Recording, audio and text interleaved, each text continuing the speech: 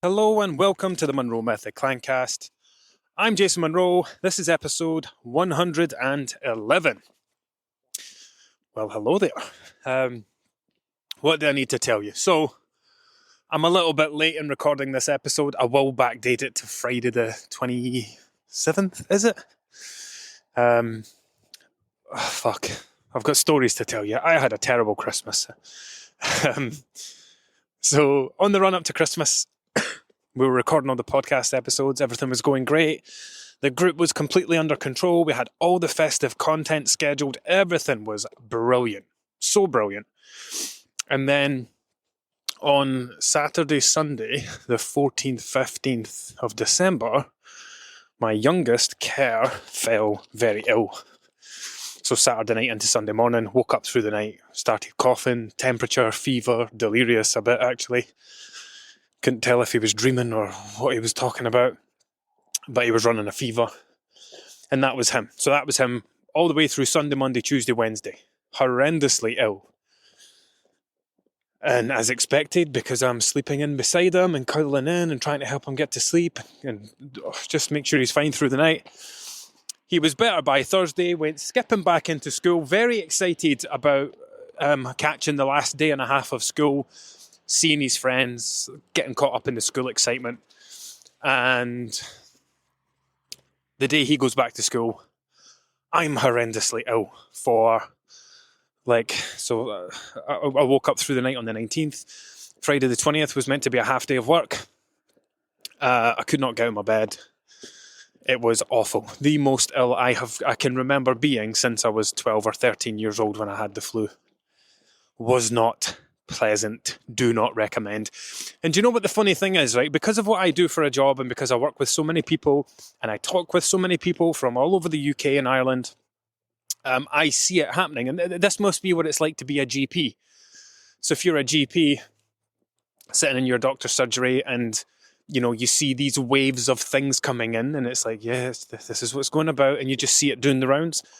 That's what it was like. So I've been doing check-ins for the little bit between Christmas and New Year, and it is widespread. So if you are currently going through that right now, my advice to you is the same advice I give to everyone.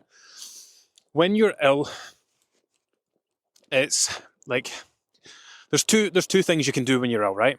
You can help yourself feel better, or you can help yourself get better.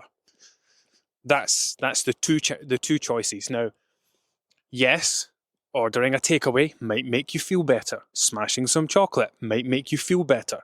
Drinking some wine might make you feel better. But these things don't help you get better. Actually, many of them will slow down your recovery. So this is why when I talk to clients in the ill, I'll tell them, look, eat to get better, not feel better. So that's why I made a mahusive pot of homemade soup. And when I did feel like eating, that's what I had. Basically, the body needs the nutrients. It needs all the good stuff to help it get better. Your immune system needs support. There will be many people, and I've done this in the past, there will be many people who get annoyed about being unwell at such an important time like Christmas, where they don't have time for it, they can't be arsed with it, they're not going to let it ruin their Christmas, so they drink anyway. And the thing is, alcohol suppresses the immune system, it increases the duration of illness, it decreases your body's ability to help you get better. But anyway, like for future reference, like some of you will have managed to avoid it over Christmas, well done. Some of you will avoid it through New Year. And it might hit you January, February, March, or hopefully it doesn't at all. But when and if it does, keep that mantra in mind. Eat to get better, not just to feel better. You can absolutely eat to feel better, but try and combine it with eating to get better. Like, when I think about it, like a nice warm bowl of homemade soup packed with vegetables with like those part-baked rolls that you get. You just chuck them in the air fryer on bake for 8 minutes. They come out like they're just fresh out the bakery. That plus soup, tremendous. That not only does it help you get better, That's comfort food for me. Anyway, what we're going to talk about? What's the other thing I need to tell you about? So I don't know, what should we talk about? Yeah, let's do that. Okay, so Christmas has been and gone. Christmas Eve, Christmas Day, Boxing Day, done, dusted, finito. And you are all going to be feeling in different ways about that. Now, so far, from the few check-ins that I've done so far, post-Christmas, it's all been very positive. You tend to find that the negative people, the negative experiences won't tend to come out until later in January, because the negative people want to shy away. They don't really want to, they're not coming running to the group to check in with me to tell them how terrible their Christmas went and how disappointed they are with themselves and how regretful they are about their eating habits. So for the most part, like the people who are checking in post-Christmas, they're the ones who want to check in. They're the ones who want to tell you, I had a fucking great Christmas. I did this, I did that.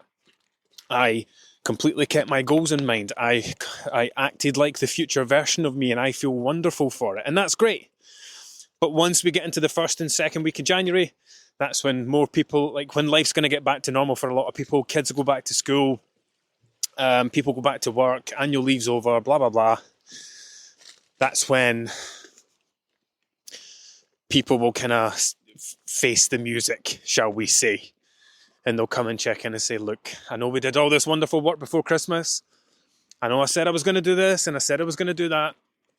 And the few negative check-ins, I mean, I say negative. They're not negative to me. It's and I say this all the time. Every single check-in at my end is a positive check-in, because every check-in is an opportunity to learn and grow and do differently next time. So of the people who have been negative, the reason they've been negative is alcohol. All three of them. It's been, I had all these plans for doing this and doing that, but I've drank more alcohol than usual. And, I don't want to get into this because, hold on, I need to shout on Fraser. Fraser, come. We're at the road now, and this is not a place for doggies to play. So I hate how it always comes back to alcohol, and I don't like it because you obviously know, if you've been listening to this for any length of time, that I haven't drank alcohol for a long time. I mean, 2 years and a bit is a long time, I suppose. And I said something to someone doing a check-in today where I kind of said that, like, alcohol is not a problem. Like, you can't tie alcohol into your diet. It's not something that defines you. It's not who you are, really. The way that you act and then the influence isn't really who you are, right? Alcohol is a standalone thing, and you either choose to have it as a part of your life or you choose not to. If you choose to have alcohol as a part of your life, you need to fully understand and accept and take responsibility for everything that goes along with it. Because when you choose to drink alcohol, you're not just choosing to drink alcohol. You are choosing to turn into the person that you know you turn into when you have a drink. And that's it. Like, it's not reflective of your relationship with food. It's not reflective of your habits. It's not reflective of who you are as a person, because quite literally, alcohol, by definition, lowers your inhibitions, impairs your cognitive ability, impairs your decision-making processes. Things that seem like a terrible idea when you're thinking logically and soberly seem like a great idea when you've got a few drinks in you.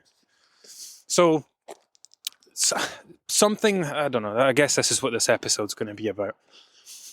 If you are going to choose to have alcohol as a part of your life, then you have to accept that that part of you is always going to be a part of you. Like, you can't change drunk you.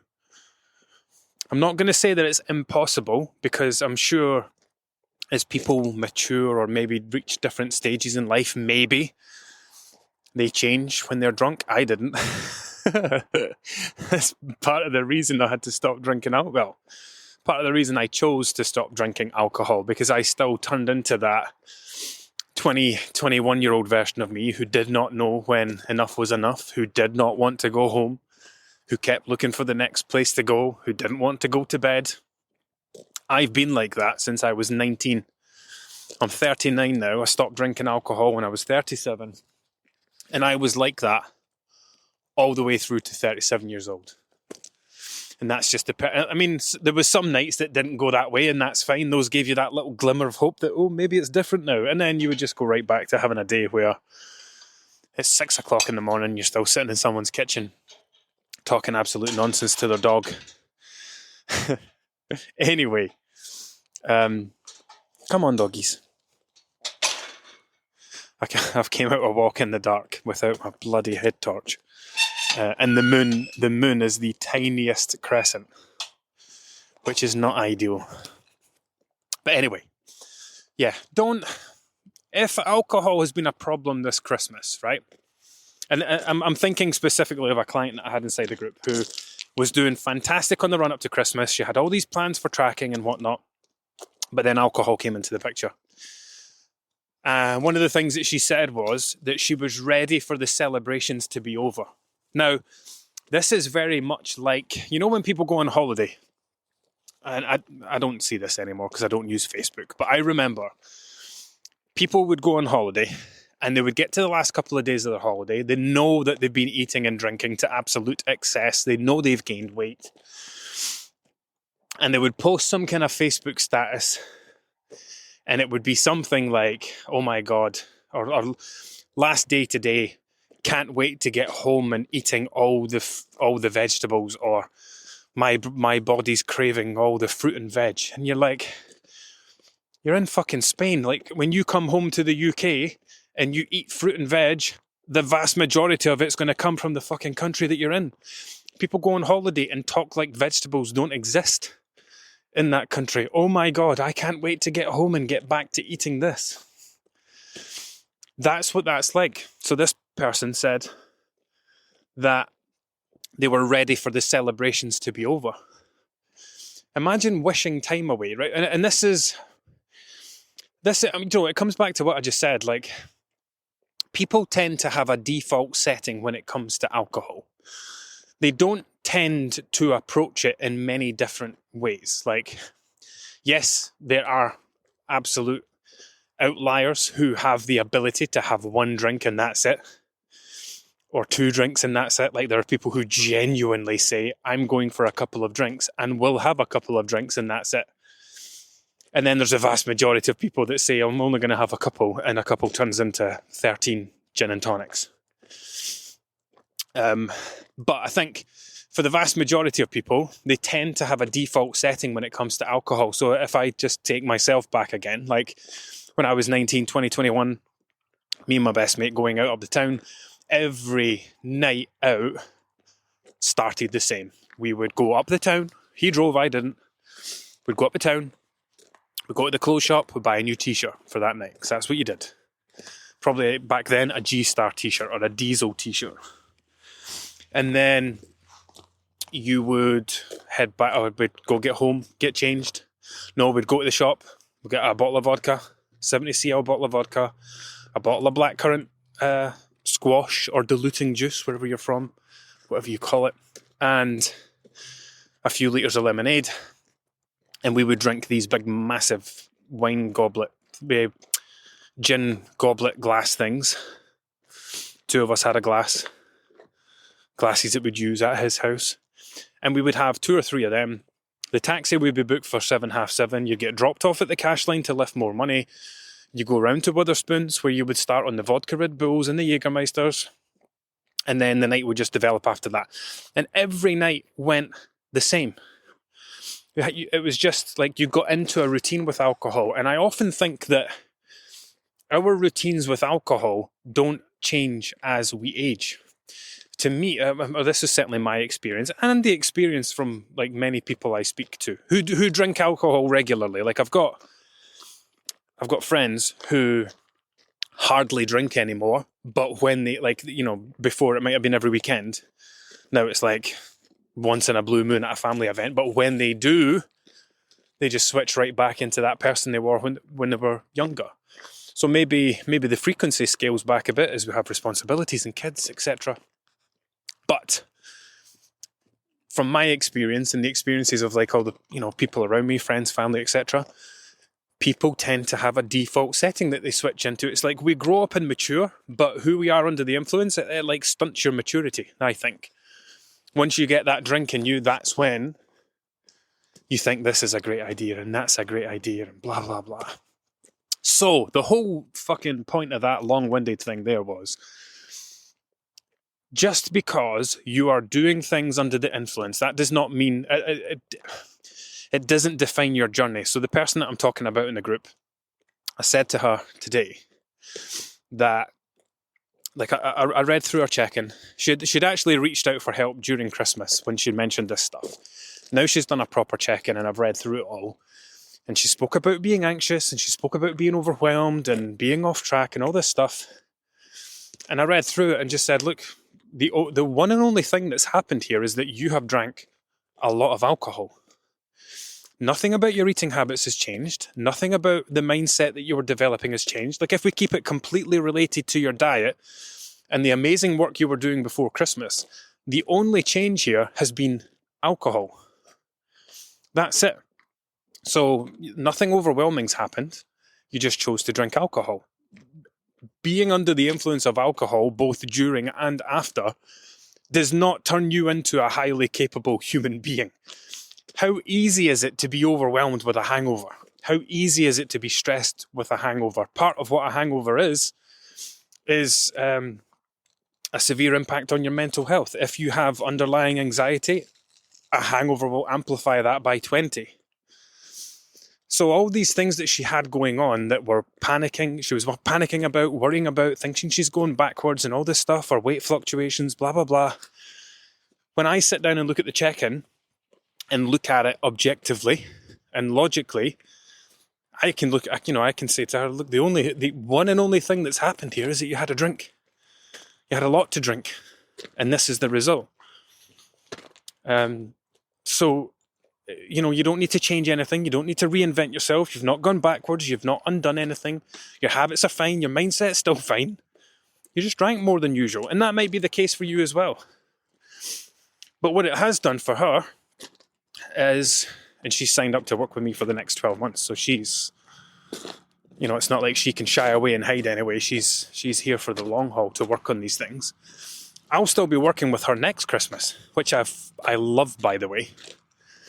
It's not that I love that people work with me for 12 months, it's just I love taking someone through an entire 12 months.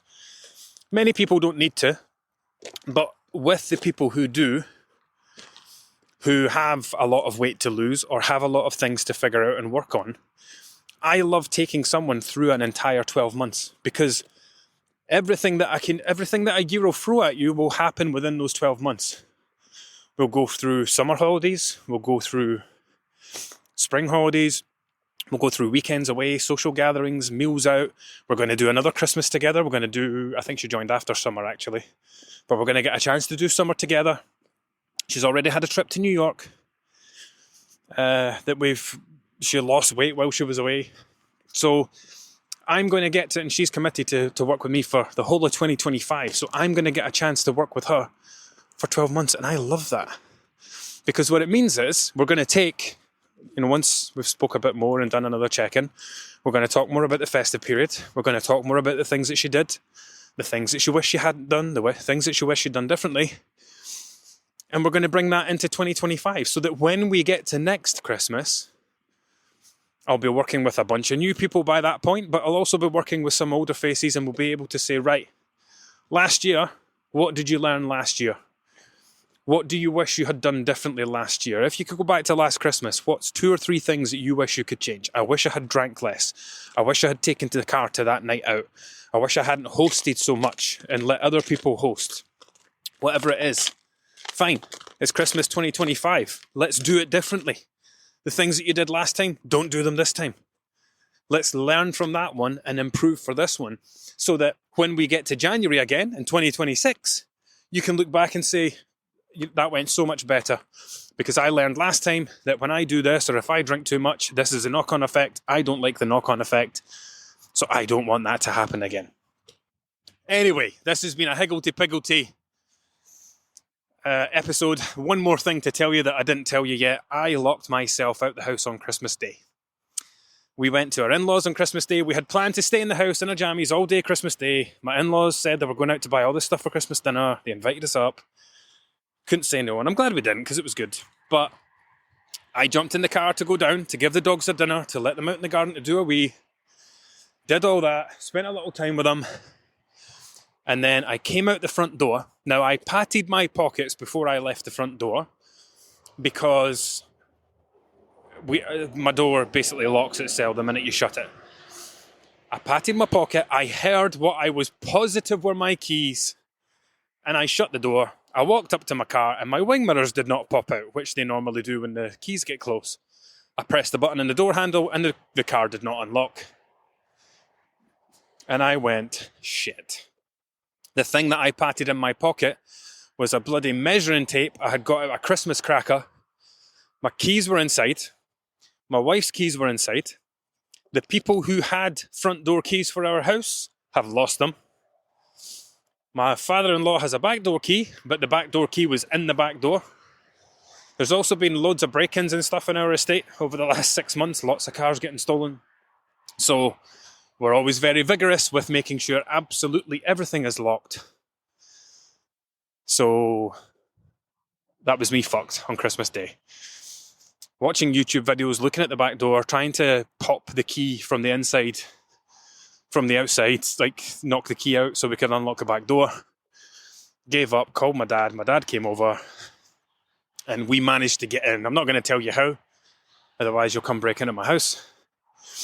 But fortunately, there was one avenue and we managed to get in without damaging anything, without breaking anything, without costing me hundreds of pounds, which was fantastic.